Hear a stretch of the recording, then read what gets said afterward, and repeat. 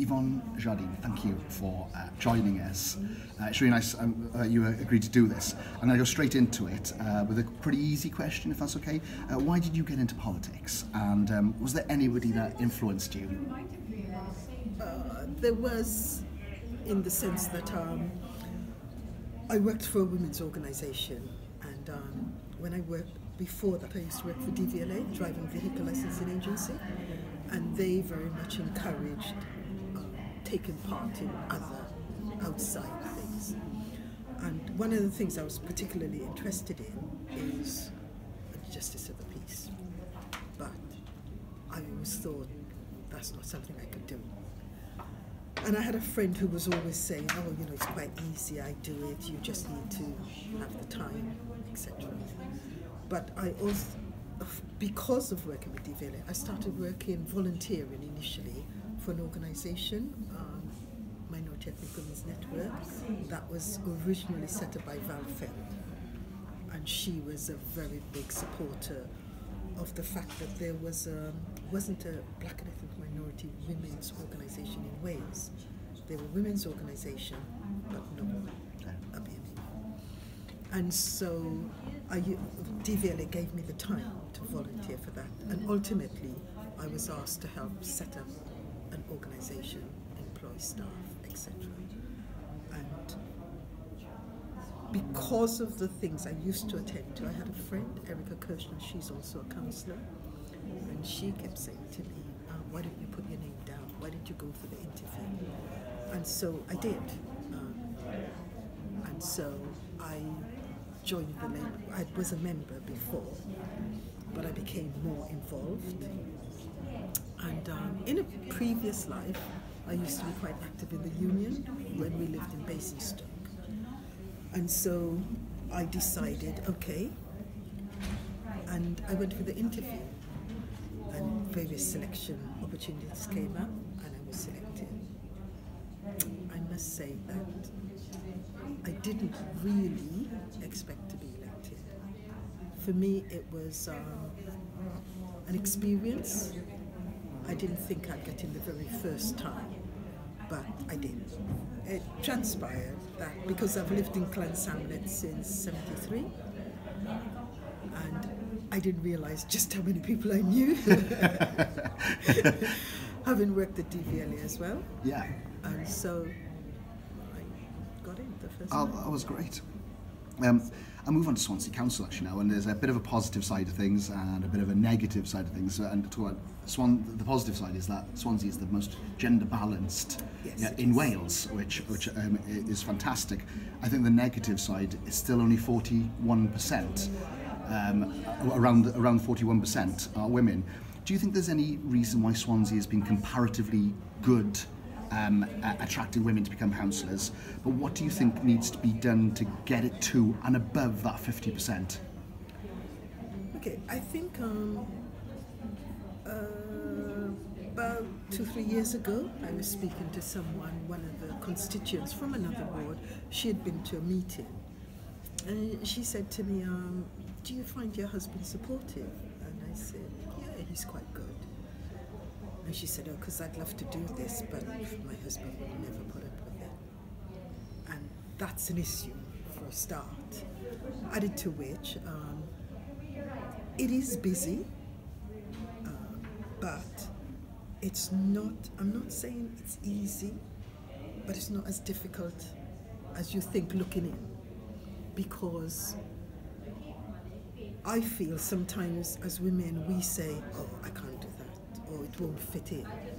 But what I've found is that I used to work full-time and be a counsellor and do other things, and I no longer work full-time, but somehow I still seem to be quite busy. It's always the way. You know, and so, although, well, I find the women counsellors and a lot of the men, maybe all the men, but they're quite supportive. It isn't very much, it isn't you're a woman or I'm a man, so I'm not going to support you. I'm not saying that everyone gets on like a house on fire, but even if you don't, the support is there. Oh. And I don't think people always realise that. On a personal level, I feel it's a team effort. So although behind the scenes you may fight and complain, I think you need to have that team face. And what's agreed is unilaterally. Once it's agreed, you don't complain about it. And I think those are the things that makes it more a strong, acceptable, welcoming. And staying with Swansea, I noticed that Swansea was one of the first councils to provide a job share in Cabinet, which is a fantastic move forward. I noticed that there's two. You start off with just one of the posts being job share. I think there's two now with Better Communities and Children's Services. Yes, if I'm right. Yes. Are you a big supporter of that? Do you think that would encourage more people, more women into becoming councillors? I think it will. I am a big supporter of it. But of course, men also, because one of the job share is a man, they're two men. I think it could encourage more women, but I think you can put it out there, okay? But if the person doesn't want it or don't fully understand what's happening, because it's about education. And when I often talk about education, people say, but, and I don't mean book education, I mean knowing what it's about. If it's a criticism I have, it's a lot better now, but I don't think that new councillors or people that attend the ward and that are fully understanding of what it is to be a councillor. And so maybe some more education, some more information would help. Am I right in saying that you're the only BME councillor in Swansea at the moment? Yes. Did you face any barriers because of that, of your background? But even if you didn't, do you think there are barriers to standing for election? I didn't face any barriers. At least I wasn't aware of any. Because as I said, my working at DVLA and working for a women's organisation, I'm sort of very aware of the barriers that are out there, not just as a BME, but as a woman. And I can't honestly say I felt or noticed any because of my colour or because I was a woman, okay? That isn't to say that we ourselves as women don't provide our own barriers, because we are inclined to think, I can't do this or I can't do that, or my children or my husband, I'm not good enough. But not just as a councillor, I find as governors, volunteers, but I'm a governor on a couple of schools, and we struggle to get people to be governors, men and women. And often, the women in particular will say, I'm not good enough, I don't know what to do, I don't have any of that. And when you say, well, what work do you do? What do you do at home? You know, and you find some of them have got quite senior jobs, good jobs, but they don't feel they can be a governor. You know, and I do find that sometimes the thinking, the balance between what you can and can't. I can remember years ago someone said to me, do you have children? Do you do the shopping? Do you manage the bank account? She was saying, you can do any of this. I was writing a CV, and she said, because that's what this is. It's about managing, it's about dealing with people. And she was saying, you do that every day.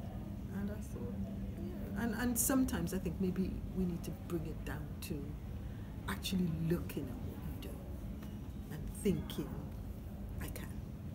And you probably will need to delete this, but when I worked for DVLA, I went on a course, and it was at the college in Ascot. And the tutor said, she said, you're in a room, you're at a meeting, and a man comes in late. And he walks in as if it's his right and sits down, and he might say, I'm sorry. But she says, women creep in, and they're full of apologies.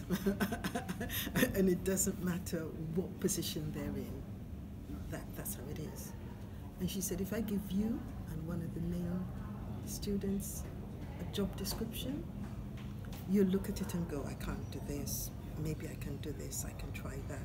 But a man reads it and says, yeah, I can do this. I'll learn as I go along. And I think sometimes we need to have a bit of that attitude. So. That's great. Thanks. I'll leave it at that. That was fantastic. Okay.